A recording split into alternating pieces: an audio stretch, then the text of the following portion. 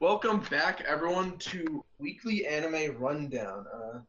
It's gonna be the same as every week, same 5 set list. Y'all haven't given us any, fan pick yet, so we haven't gotten to watching any fan picks. So when you watch this episode this week, do leave a comment down below saying, if y'all would prefer a specific anime that you want us to go over, because we actually do have a time set aside for that, just for y'all. Anyways, on to the news. The news. Let's call it news. This week's past anime episodes. I feel like it was a pretty productive week overall. Some things had build-ups, others were more character development, and I guess this is when we hit it hard and go into the deep. So why don't we start off with Hero Academia? Okay. So it was the first half of this episode. It was kind of like lunchtime, I think, is what they called it. Lunch. They were taking a break for lunch in between the two games they were playing, and Todoroki was talking to Izuku. And I called it. He knew that he had some type of connection to All Might, other than like he was All Might's pet. And you also called that it's a scar on his face. Yeah, but I thought it was from his father or his own power. That's true. Made my skin crawl. It was just his mom going, nah.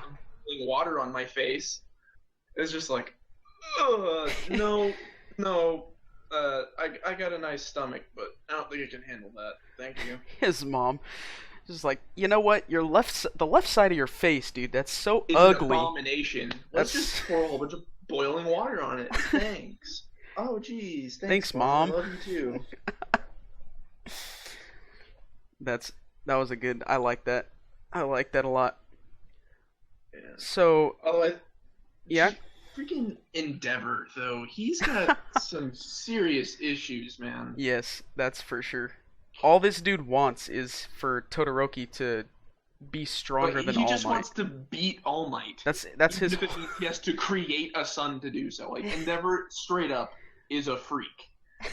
Like, he's got some serious problems. That's true. That's so true, dude. Jesus. Yeah, that's... Okay, alright. And the second half was the... Second half, it was like recreational. With saying Mineta is a god. That's my boy right there. Hey, straight up, go that's cheerleaders. Whoop whoop. He was like, "Hey, your boy." You already know this, but Sensei. Don't forget you need to wear your cheerleading uniform. Oh wait, you don't remember? Sensei was just talking about it. And then they get on the field, and then oh jeez. All the girls are just wearing cheerleader outfits. Amazing. That was honestly amazing. And then what I liked even more about it is they didn't even care to change back. They were just like, just sat there. They're just like, we're not gonna leave the drawings and the pics so that we can go change. We're just gonna sit here in our uniforms, and everyone's just gonna make fun of us. It was just the weirdest thing ever. That was just like, what the heck? My boy Minata, dude. Real talk. That's some good stuff you got. It was so good. Like he's just the quirky guy with the weirdest quirk, you know? Yeah, yeah. Okay, that works. That's a good way to put it. All right, so let's talk about the one-on-one tournament, the final game. That's what I was kind of expecting to happen. Like, you knew that there had to be some form of like battle royale aspect to this competition, just because it's a competition. And also, it really does explain that one part in the intro where it's the face-off between Midoriya and Todoroki. Yeah, so was he like, you see him and it goes down to his hand and his like finger is glowing, and then it goes over and there's like, he flicks and ice just flies everywhere. Yeah. So that I can't wait for that scene to happen. So the first round. Unfortunately, though, that's spoilers saying that Midoriya is going to win. Yeah. Because you know that he has to face off with Todoroki. So Shinso actually So his quirk is really really cool. it's either some form of like genjutsu or straight up just mind control. Yeah, cuz he makes like people black out, right? They just completely don't know what's No, going on. it's Or I does he don't control I them? I don't know. So it has to do with them replying to him, Yeah. If which they I if find they enter like a conversation, he's got him. well, I don't even know if it's conversation. It's like responding to him like I don't know. It's It doesn't even have to be like an answer to a question. You just have to like you just have to talk to speak. him, Yeah, you just have to speak towards him, and he's got you. which is really weird. And the final scene when it like zooms in on his face, his eyes go completely white. And that usually for anime characters, that's not when they black out, but when they just kind of I don't know, just go into a daze or like straight up mind control. So I Yeah. feel like so that's what I was thinking was like either like some form of mind control or genjutsu because obviously I'm quoting Naruto on this, but Genjutsu. but the whole aspect of genjutsu in Naruto is you trap someone in their own mind, Yeah. and then you basically create a world that they have to deal with in their own head. And then if they can deal with it, then that means they can break it. Otherwise, they're stuck in there for however long you want them to. Yeah. And because of the intro scene, we kind of know that he's gonna find a way to break out of it. Yeah, he's somehow he's going to beat Shinzo, but we And don't know how. Like that's the whole hero story arc. You know, the hero's gonna. How the heck is he gonna deal with this? yeah. And another interesting point was uh Todoroki and Izuku, they're not gonna fight in the like the final battle. It's just gonna be the second round. So who do you think is gonna be there with him in the final round? Whoever's in the final round, who do you think's gonna be that? Oh, wait, I spaced that. Who's Izuku again? Midoriya. Oh, yeah, I got you. I don't know. I honestly don't know. Because we know Izuku and Todoroki are going to. One of them is going to be in the finals, but both of them cannot be. So is it? Do you think maybe Deku?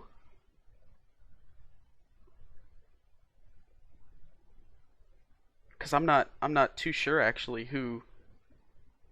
I see. That's a good question because even if Midoriya loses, he'll still be seen by like everyone as such an important person because he's so similar to All Might. Yeah, But Todoroki, through his lineage, just comes second to All Might's power. So I don't know. I have no clue.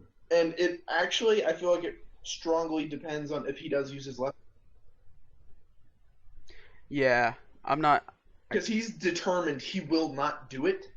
But Yeah, also, he admitted that straight up, one for all is so overpowering that he gets overwhelmed easily. yeah. But Izuku's also trying to figure out how to properly use One for All. Well, yeah, he's using it like 5% right now, Yeah, but he doesn't even know how 5% was to. enough to overwhelm. That is true. That is true. So even if he does like perfect one for all and gets up to like 15, that's way more than Todoroki can handle right now. That's very very true. So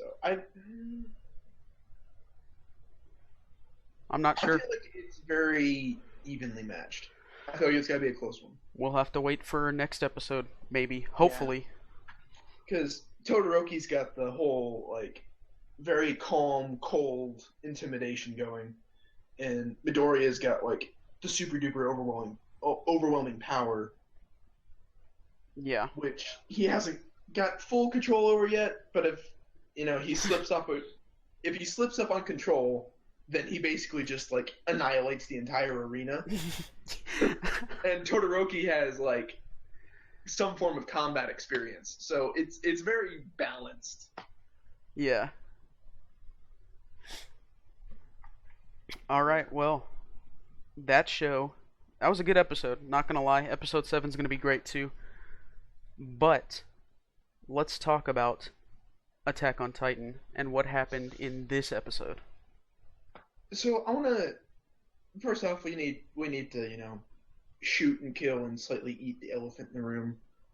Reiner is a Titan. Okay? I gotta say, I already knew that. Someone spoiled that for me in the first season. Because they read the manga. I feel like the way they went about revealing Reiner being the Titan is really interesting. How they did. Yeah, he was just like, "Yo, bro, check this out.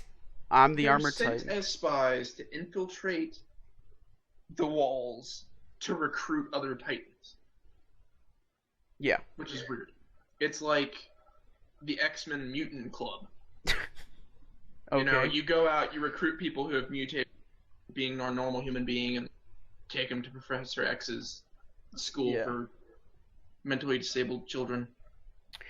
Yeah. I also want to point out real quick, just a side note, that you were right that Ymir's somehow survived that. Yeah, I was like, I wasn't entirely sure because that you were right. It was a good outro for her character, but at the same time, like, it's 50-50. She could survive, or she could just be flat out, a corpse right now. Yeah. But yeah, she went into a coma, so I guess we won't see her for another 74 episodes. Yeah, probably. Or she'll just wake up, like, they could just do some form of, like, bodily harm to her when she gets enough stamina up, and she'll just regenerate everything. Yeah, maybe. Like, so it's more of she just needs to heal to the point to where she does it. But, oh crap, I was gonna say something. What was I gonna say?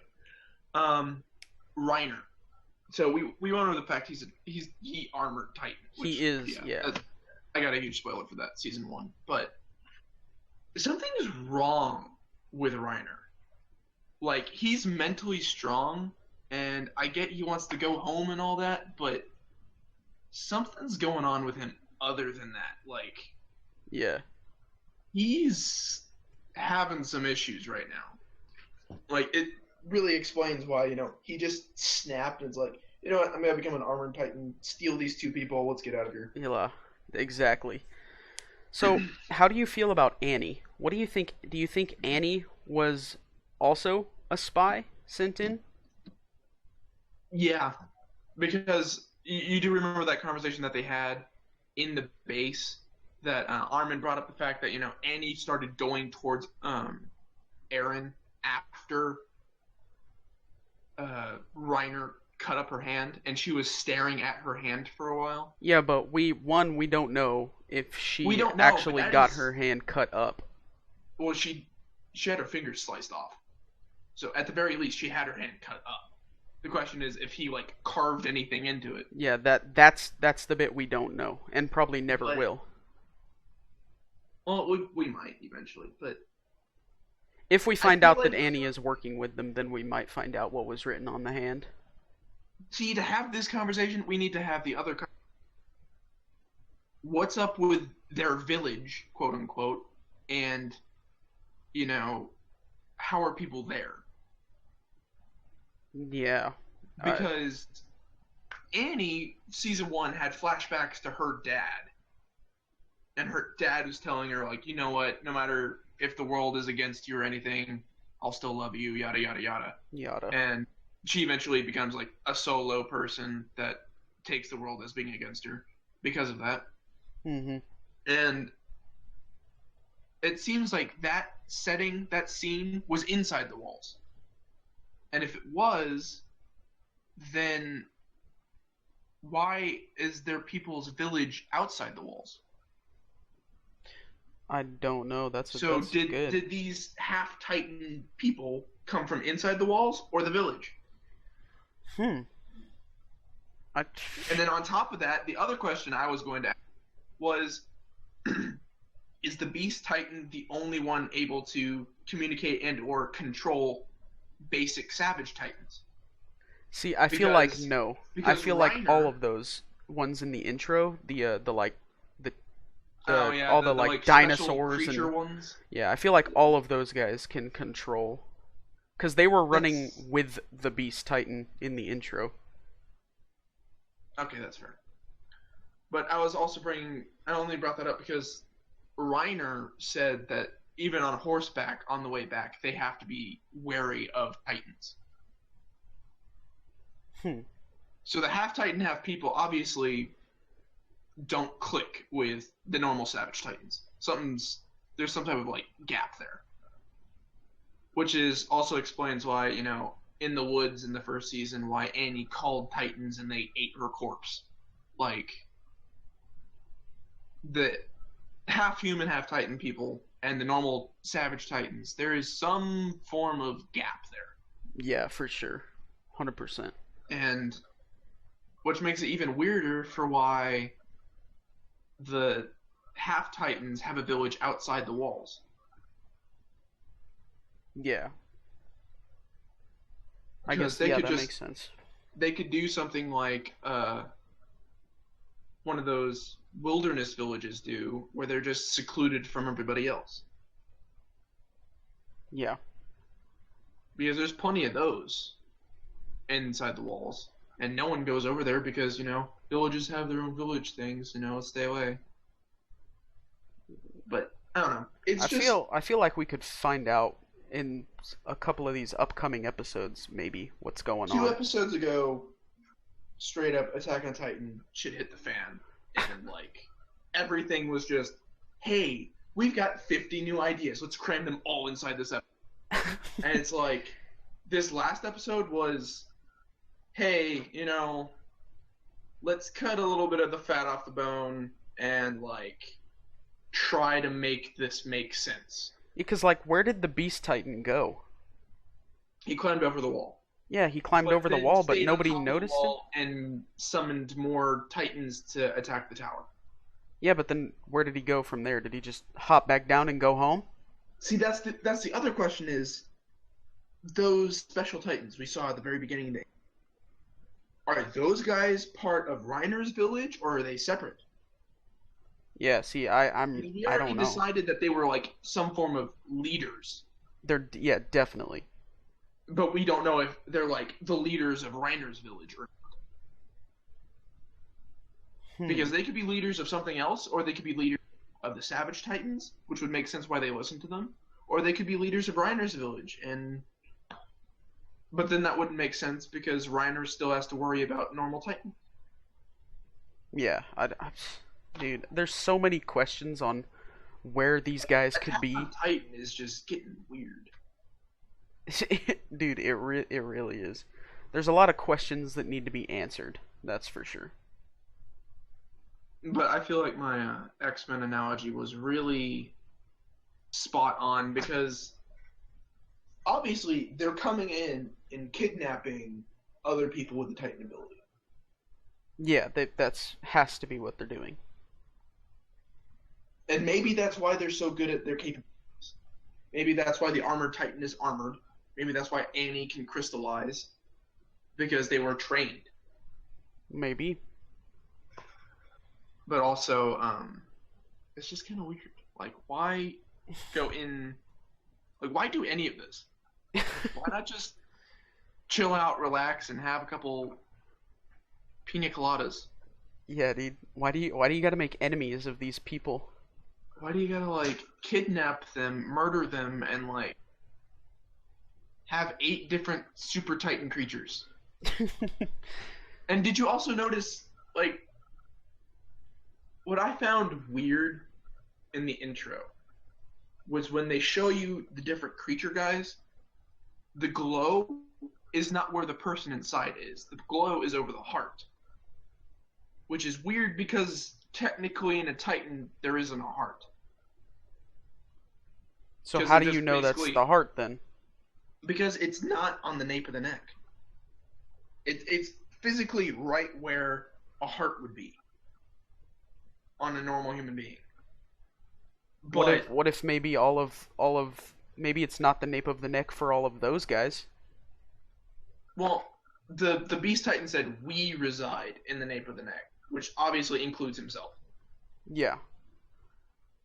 Where was his? And Was his in the like the heart area, like yeah, his where was too. humans?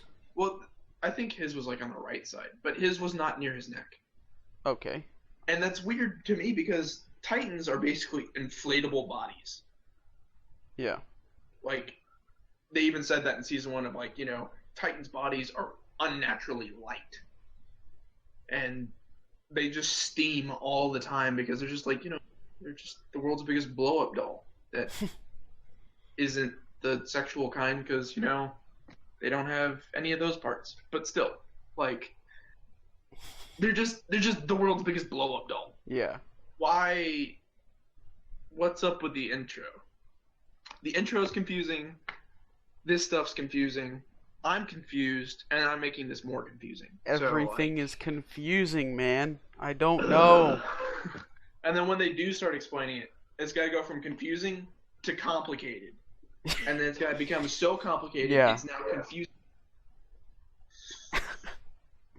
Yeah. Season 3, can we just get a new cast, a new storyline? Oh, wait, that won't happen for another 8 years. Thank you. Gotcha. All right. Let's go ahead and move on before this turns into like a mini rant. Okay, sounds good.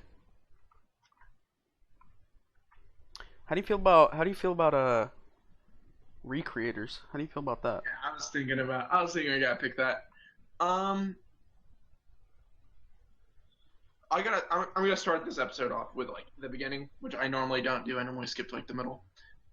I like how like the first few, like the first half minute of the film was actually going back and showing how Rui was introduced. Yes, I really, really like that. Because normal shows that I watch, they introduce a character at the end of one episode as a cliffhanger, and in the next episode they just continue from that point. But I like how they went back. The creator was running out of his house, was coming out of his TV. It was great. I loved it. I really like how they like showed his introduction. That was a big point for me. I was like, this is what I like. Runs out of the house and like Gigas Machina just like, pops out. Something's wrong with this, something's going on, and then suddenly you hear him screaming, and you're like, oh, what happened now? And then he just like runs out with the TV, and I'm like, what the heck is this guy doing? And suddenly like a can comes out of it. I'm like, oh, you're a smart guy. And it doesn't matter anyways, because like the moment you saw Rui calling Gigas, I saw it. I'm like, well, there goes the house, and then he lands and rips off the roof. I'm just like, called it. Yeah. Just like no more house. See, the thing about Rui is he said that he didn't really want to go back to his house, or I mean his world. He just kind of wanted to live like normal and didn't have to use his mech for everything. But it's like, apparently he said he didn't want to go back into his mech at all. Yeah, but the creator weird. The creator was like, I made him he easily gets defensive. Yeah, I like how the creator's like, I made him because it would be interesting. I didn't think I'd actually have to deal with him.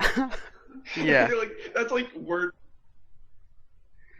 And ouch, it's like the moment that the military was like coming into their house, he got so defensive that he immediately ran back to his mech. And it's like, dude, you just got done saying how you didn't want to be in your mech ever again. That was probably that like quick scene right there where the military busts into the kitchen. I think it was the kitchen. And he knocks out the two guys while eating a cookie. That was like starting at that moment to like where they give up was my favorite moment of the episode, because just in that moment he called in Gigas and you're just like, there goes the house. Like before the mech even lands, you're like, the house is gone. You see it coming. And then just right after, everyone starts freaking out because the house roof is missing, and it's just, oh, that was great. That was definitely one of my favorite moments. Yeah. And then later on, when they're actually like in the facility I love how Mitoria, I Meteora. can't, Meteora, I can't say her name right. I like how she went, quote unquote weapon shopping. Like that's how I like to put it because she just showed up to a military base is like this and this. Bye bye. And she just flies away. She Just said she was steals just like borrowing, but I stole don't know like how a she's couple gonna replace it. billion won of freaking people's equipment. It was the best thing ever. She's like, I just wanted to show that I could respond with force too. And it's like, yeah, by stealing everyone else's weapons. Oh my goodness. I just love that. I like how they were in the meeting and then just a picture of her pops up on screen and everyone's like, what? And she's just sitting there, she's like, I didn't do anything. It's just like you're on the screen, you're flying around. It was great. So, just real quick, yeah. I find it interesting that the military is like, we wanted to respond with peace until the mech showed up. And like, you didn't want to get mad or come after she stole all your weapons. Like, that's fine, it's a peace treaty. You can have all our weapons of destruction, but when you summon a mech, we're gonna have a talk. It's like, what? I wanna go to Japan. I want a relaxed government like that. Like, seriously, dude. I steal a couple $1 million worth of weapons here. I'm in prison for the rest of my life. Exactly. If not, just gunned down and die. Just gunned down in the air. Like, I don't get to fly away. I die by this. Yeah, pretty much. So this episode was all like pretty much it was just like the military getting involved. Like everybody was they were the group, the Soda and his group of people he's gathered. They were just like letting the military know what was going on because obviously they were kind of like hello. But I mean they knew at the same time, but they didn't know enough. So I guess they knew that Soda's group was I guess they didn't know that Soda's group was like spearheading half of it because they were kind of like the lead of the two groups. Yeah. But I guess they figured out, enough of fictional creations are coming to life and trying to talk to the creators because they seemed overly well prepared for all the stuff that they were saying. Yeah, exactly. Although the ending of this episode dude, gave a hint at Gunpuku. It's like Soda realized that he actually did create her. I don't know. See, that's what I wrote down was either Gunpuku is a friend from his past, is something that he made with the friend of his past, is someone he made about a friend of his past, or something a friend of his past made. Yeah, so who do you think Shimizaki is? I don't know. He knows who Shimizaki is, and Shimizaki is like maybe like a past sister that maybe have passed away, an old friend, an ex. Because Shimizaki is apparently very similar to this military uniform princess person. Yeah, that's what I was saying. Is like, what if she turned into Gunpuku, or what if he made a character based off of her, which turned out to be Gunpuku? Or what if she made it after herself? Like, it could be any combination of things. Because he was sitting there on the train, and he was just like, I know this girl. I've seen her before. And he looks her up, and then he sees her, but their faces are almost identical. Yeah. So that's why I'm saying, like, I feel like the two biggest, or maybe the three biggest options here are she turned into Gunpuku. He made Gunpuku off of her character design and forgot about Gunpuku, or they made Gunpuku together. Yeah, I'm not sure. I feel like that has to be one of the three biggest options here. Because last time we were talking about it, and I was all like, Gunpuku time loop, da da da. And then now it's like, maybe Gunpuku's been around for a while. Maybe. Yeah. But So, that also wouldn't make sense because dude, I don't all of even these know. all of these characters were made from popular anime. It was Yeah, it was suspected that the popularity is what brought them into reality. So yeah, therefore, Gunpuku would have to follow those rules too. yeah. Gunpuku has to be But she's from not from some anything anime. popular. Well, but Because if she was from something popular, someone would have recognized her by now. but what if it is like a time loop where she went back in time Yeah, and sort see, of, now we got because she now could, it's like freaking Attack on Titan, but you don't have Titan whales. because her story could have been made in the future, but her character comes back in time, it from the real world, and is doing this now, while You know what I Soda think? doesn't have any ideas about the story yet. I think his old friend turned into Gunpuku. Yeah, but how would that happen? I don't know, but I think his old friend turned into Gunpuku because the first scene where Gunpuku shows up, she recognizes him. You can see it on her face. She recognizes him. Wait, okay, so, but if And his then old friend, because he looked up his old friend, right? and she looks too similar to Gunpuku to be denied. Like, If she looked up his old friend, then that means she was popular, right? If you can no, look not him up, necessarily. I mean, I could look you, well, I guess you could, but but I mean, and if you do any form of fan art or like personal made drawings, you know, Japan's got their own version of DV, and you can look up anybody. But what I'm saying is, like, you take the old friend, undo the braids, and dye her hair white. It's Gunpuku. yeah, pretty much. So, I don't know. I don't know. I honestly, a Recreators is becoming more of a psychological, mainly because I'm just overthinking it. But Yeah, I shit. feel like I feel like we're definitely overthinking it, but I also think that figuring it's out the plot twists 5 seasons from, yeah, like, it's like we figured everything out. It's like I didn't even make that yet. we're so far ahead of the manga that it's like we're coming up with the plot for them now. It turns out to be reality by the time it gets. We called it. We called it. It's just like, when did you do that? 2017. Well, it's 2025, pal. It's a few seasons later. You need to chill your pants. Yeah, yeah, definitely. Yeah. So that show is becoming a different level. Yes, it really is. I'm so excited.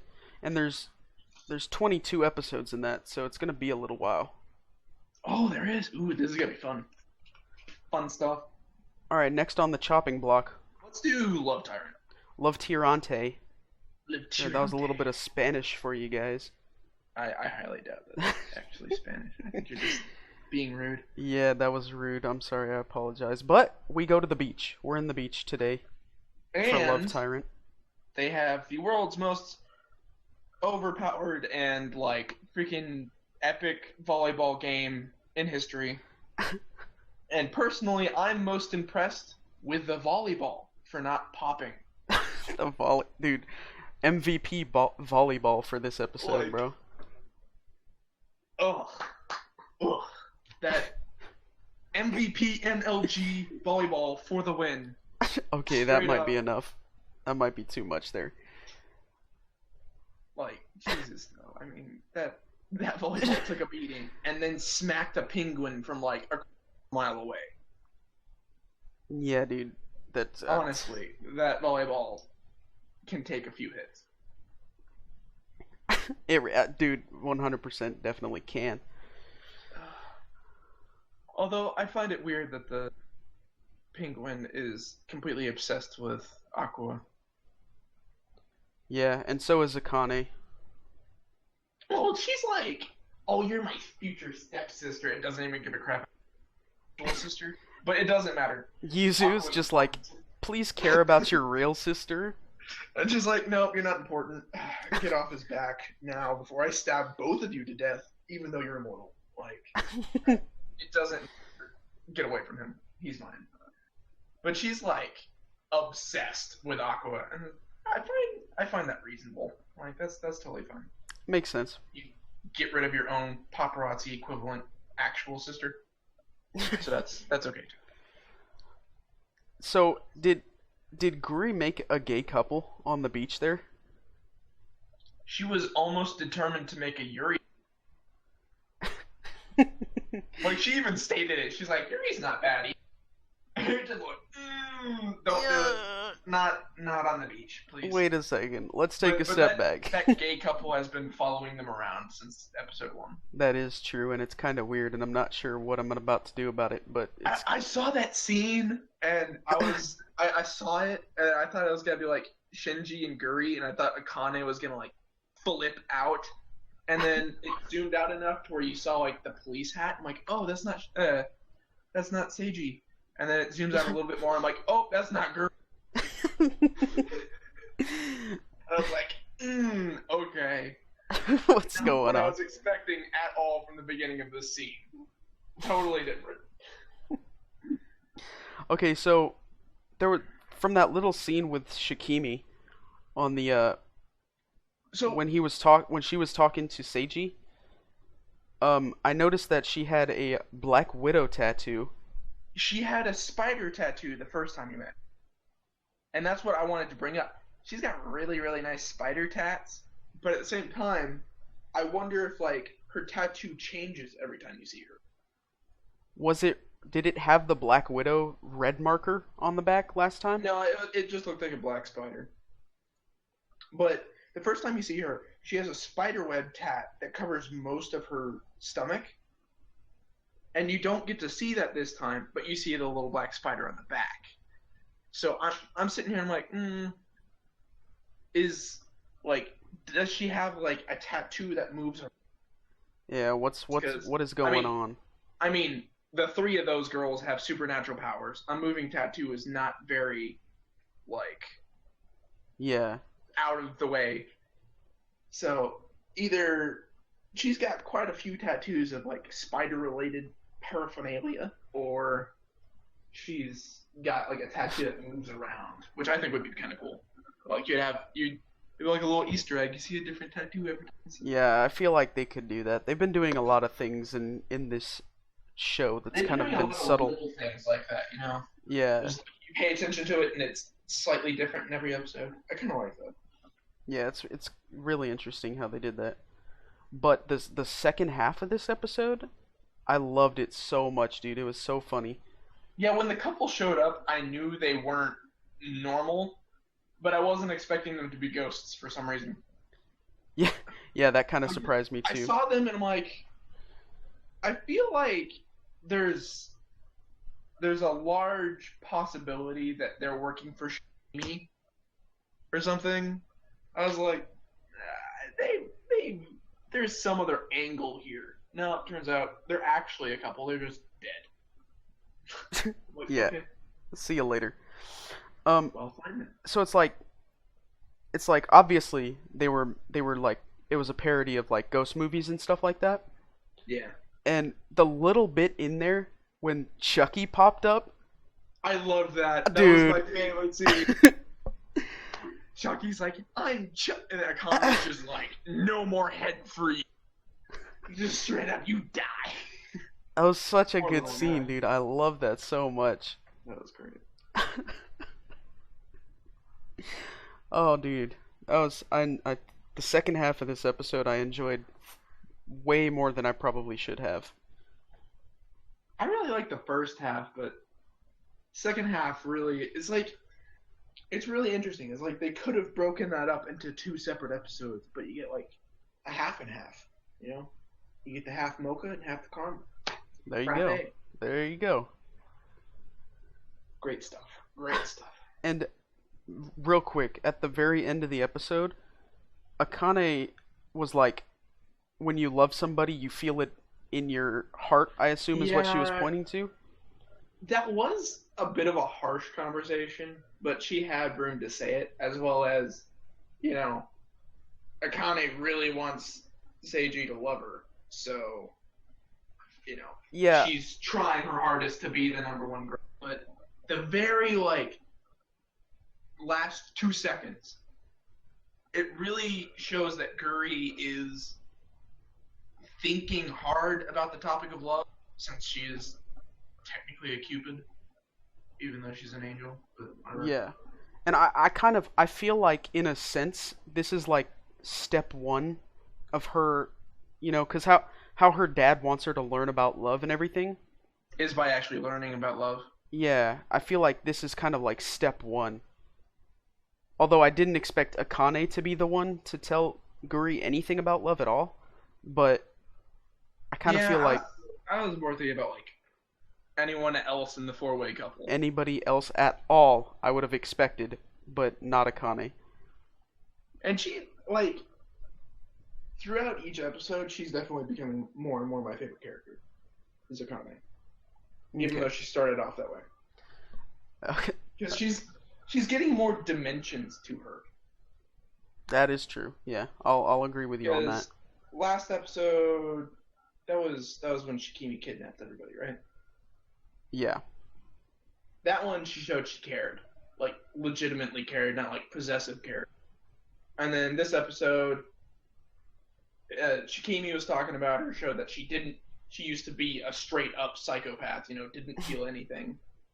And now has been growing emotions. And now it's like, she knows about the actual topic of love. So it's like she's growing more of a character, or at least is showing her transition in the past, proving she has more of a character. Yeah. So I really like that. And all right. That show's progressing along fairly well. I'm digging it. I'm digging it. Although it's getting, I don't know, the episode with the penguin, or not the episode, but the segment with the penguin, is making it, not really the penguin, but like the fact they have like action scenes in this kinda just threw me off a little. Yeah. Because it's to shoujo and like action anime, where they have like that all the time, and it's got the fighting sequence and stuff. And then you got this, and it's like a rom-com. Yeah. And the fact that it's like 90% of the time is a rom-com, and then like that little tiny 10% is straight up just basically out of an action genre. Yeah. And it's refreshing, but really weird at the same time. Like, it almost didn't fit. Yeah, like, it felt almost didn't fit, weird, but was oddly all right, I guess. It was really interesting. Yeah. Okay. All right. Let's move on to the King's Avatar. All right. The definitely loving the show. Absolutely. Probably, I'll most likely just say it's probably my favorite of the season. Definitely my favorite, hands down. Nobody can sway me on that one. Okay, I'm gonna start off. Is that alright? Or you want to start off? Hey, dude, You whatever. Shake things up for once? All right. You want to go back and forth? Hey, take chill. Turns? Do I take turn Chill, 1 or chill. do I take turn 3? Chill, just talk, bro. Just talk. So, okay, now I feel like you're talking. nah, dude, go for it. Go for it. I'm trying to throw you off. That's my bad. I'm trying specifically to throw you off. I won't let you talk for the rest of the episode. No. All right, dude. All right, fine. While we were completing the dungeon, just the banter between Yi and Sue was so great. Like, Yi was like critiquing her while they were fighting. Don't do this, this, and this, because it'll give away our identities. And don't do that, or you could have done better. And she's just sitting there like pouting half the time. True. And it really shows like those two have got a relationship, and it almost becoming more apparent that it's less of a sister-brother relationship to more of a she's got a crush on him relationship. Yeah, I really enjoyed how they never saw each other once, but Hao and Yi were going at it. I loved that. Like, the moment Hal showed up, I was like, there's no way Yi will not know this. Because him giving him the steam bun was straight up just like, Yeah, he's playing with him now. Like, he's just toying with you. And Hal's all like, oh, you can't beat me. I'm or MLG League. And he's just sitting there. He's like, da-da-da, I'm a league player. And then he just gets his butt handed to him by, like, a berserker who doesn't know how to berserk correctly. Yeah, it's like Yi is almost making Hao seem like an idiot, dude. Like he's playing him so good. Hao is an idiot. Just straight up, he needs to go back to preschool or something. That is, yeah. Relearn how to just play and do his life correctly. Yeah. Poor guy is not poor because I don't like him. I like how whenever Yi gave Hao Steam Bun to fight. Yeah. I like how he did that specifically to distract Hao while he went and beat a different record at a different raid. That was pretty great. It's just like, hey, deal with this guy. He's a good practice person. Hao gets his butt handed to him while he goes and beats something that Hao's league did. And it's just like, sucks to be y'all, Sucks to suck. See you later. Get out of here, boys. And what I also like is, or what I think, it's not really for certain or anything, is I'm pretty sure he let Hao know his strategy because it's better than what they had. But at the same time, if they use his strategy and beat his record, if he beats his record with his own strategy, they can't beat it again. Because he basically gave them a way to beat him, but they can really only use it once since they're not that good with it. That's a good point. So he just comes back and uses his strategy the way it's meant to be used, and he automatically beats them, and they can no longer beat the record back. Yeah, dude, they're just kind of like locked out, and they just can't beat the record anymore. Wow, I didn't even think of that. That was definitely. Well, that's probably what happened. I'm not saying that's how it goes, and I'm not saying that's how it's going to stay, but that's what I thought.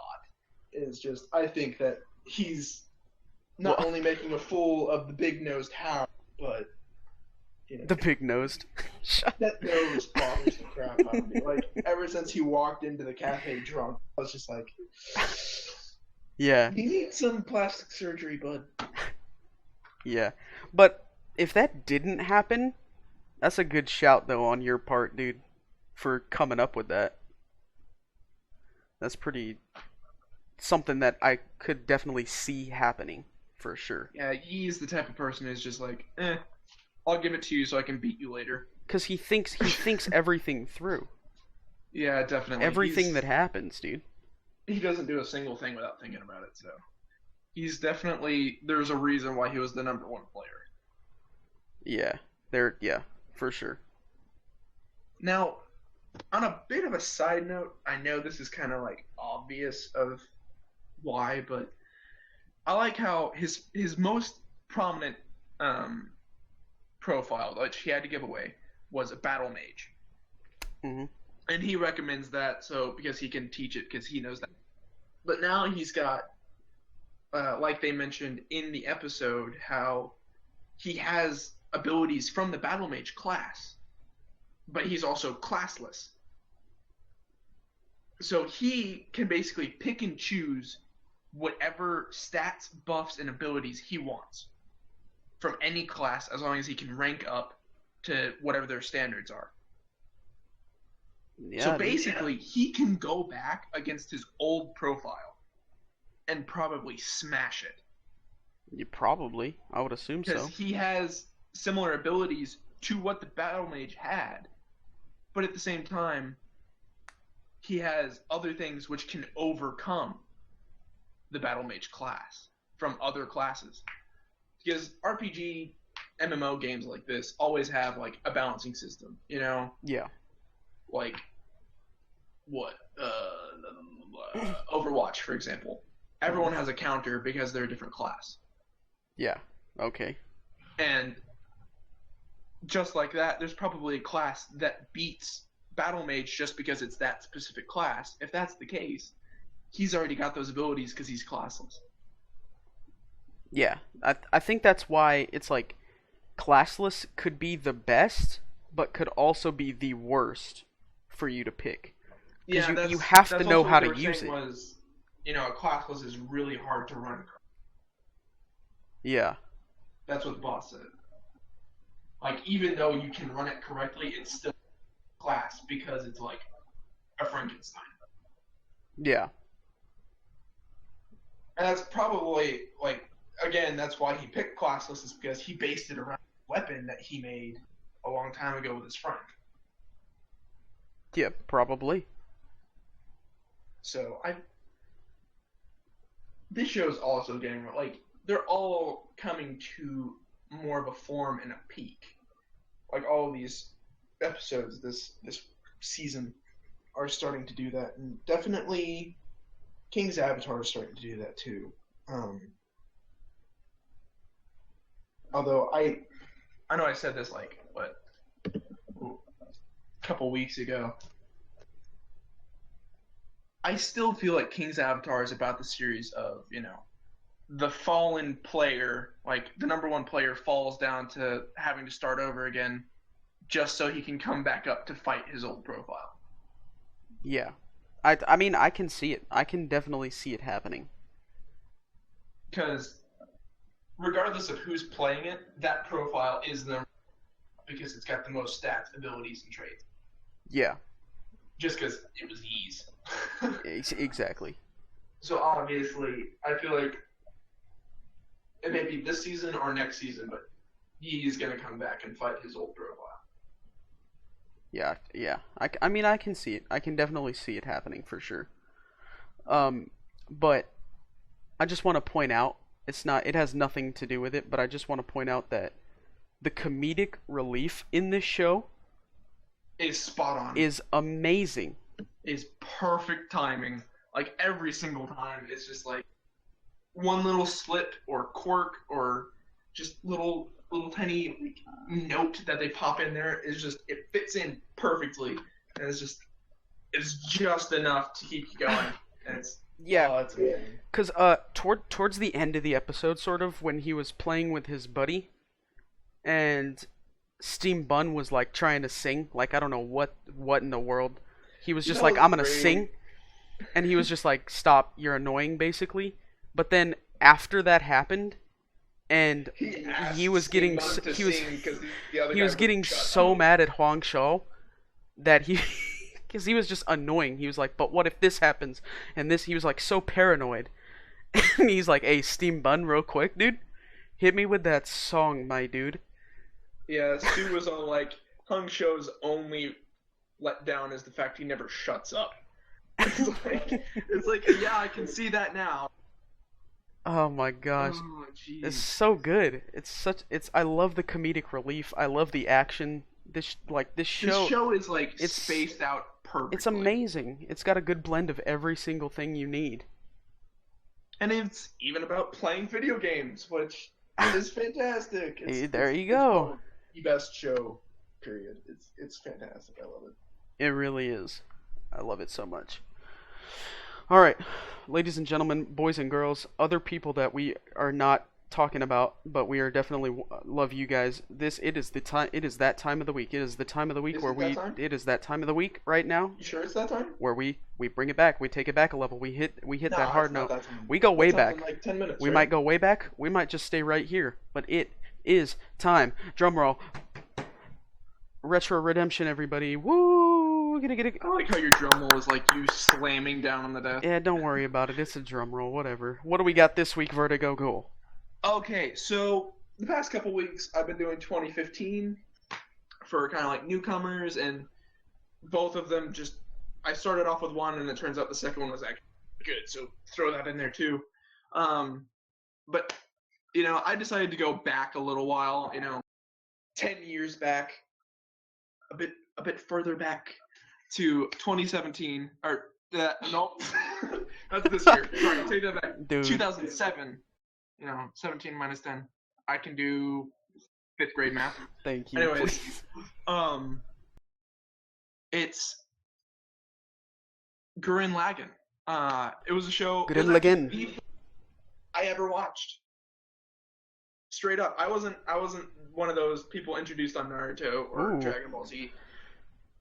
I was like, when I was a kid, 3 a.m. I stayed up and it was like Adult Swim came on and I saw this really weird show about a kid with goggles inside a mech.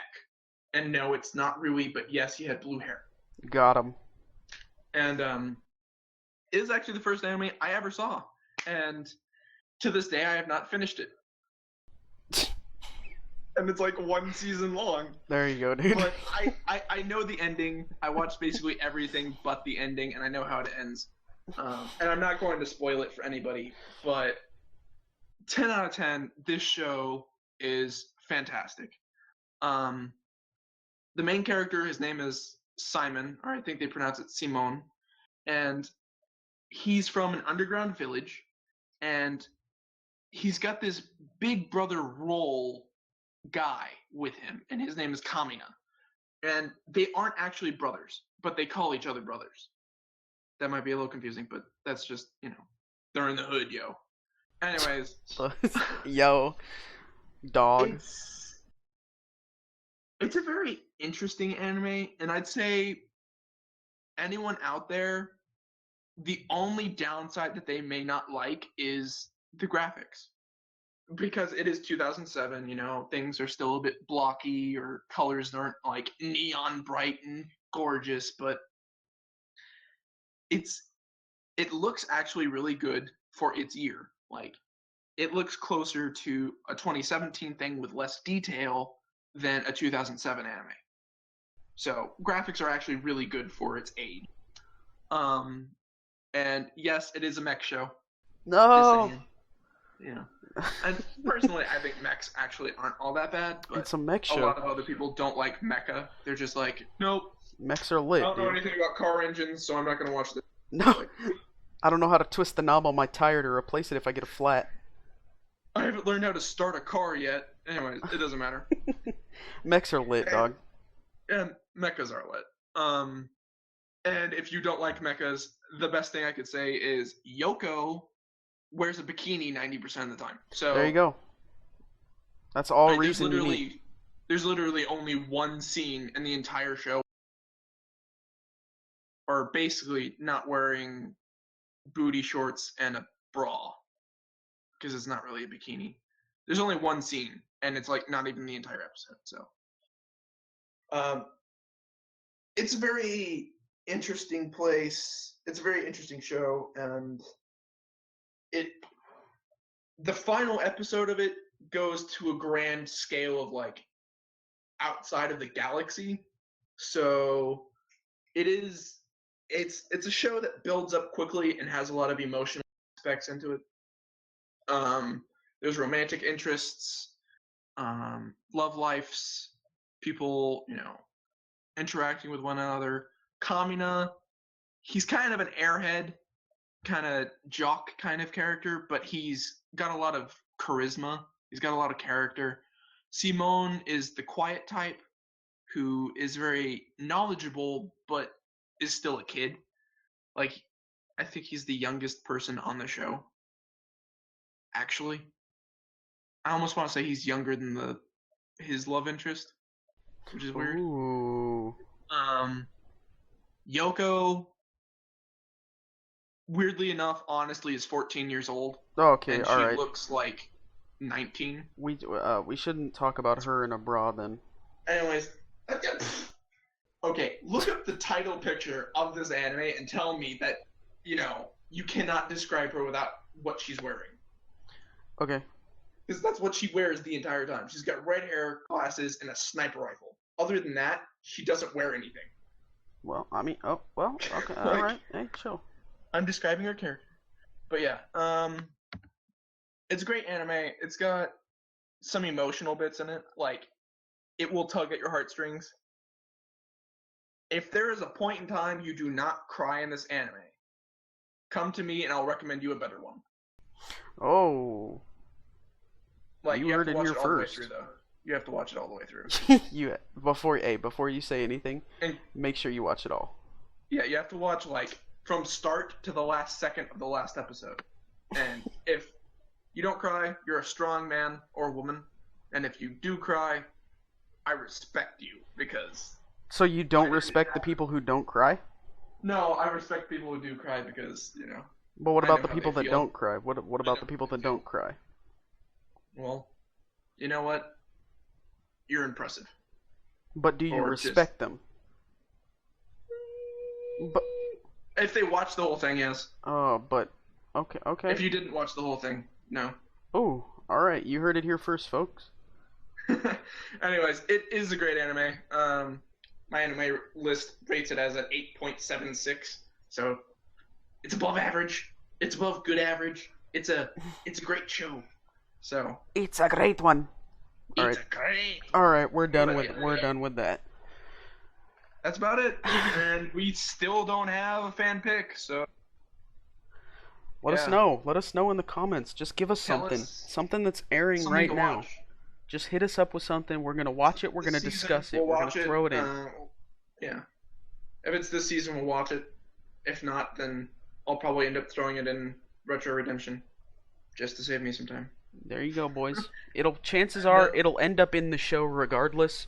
It's just maybe it won't. If it's airing, it'll probably be in our viewers' choice segment. If it's not airing, it'll probably be in our Retro Redemption segment.